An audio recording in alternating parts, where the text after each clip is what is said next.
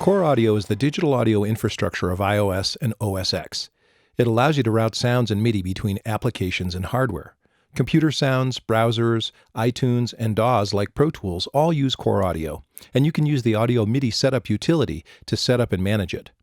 When using Pro Tools with third-party interfaces, I/O is limited to 32 inputs and 32 outputs. This can be challenging when the physical I/O exceeds that limit.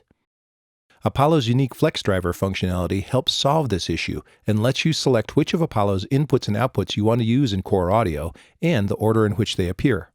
With Apollo's Flex Driver, you're free to fill the 32 I/O with the inputs and outputs you want to use and skip the ones you don't. The Core Audio panel lets you manage Apollo's Core Audio driver. You'll see several buttons across the top of the Core Audio panel. Mode lets you switch between custom or default. Default lets you see all of the available inputs and outputs in your system. As soon as you make a change to an input or an output, it changes to custom. The I/O Presets button lets you save custom presets for easy recall. This is great if you're working with different DAWs or configurations and need to switch quickly. The Number of Inputs and Outputs button lets you set the number of streams you're sending to Core Audio. You'll see that 32 is named PT mode to help you remember to use it when working with Pro Tools. Lastly, the Edit button lets you cascade or select consecutive choices when populating your lists. Let's start with the single Apollo 8. To make sure that all of the I/O is present, click Default on the Mode button. You'll now see 32 inputs and 36 outputs. You'll need to set the number of outputs to 32 as well.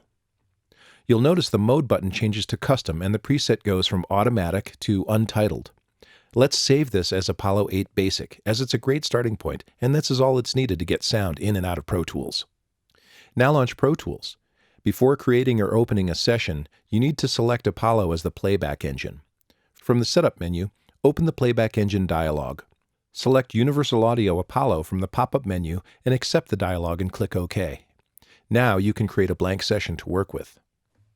We've configured Apollo to send 32 inputs and outputs to Core Audio, and now we need to update Pro Tools I/O with the current settings. Go to the I/O Setups menu. Select the Inputs tab. Select all inputs and delete them. Then click Default to import the configuration we just created in Apollo. Do the same for outputs and buses, and you're good to go. We'll cover hardware inserts and advanced routing with Apollo expanded systems in a separate video.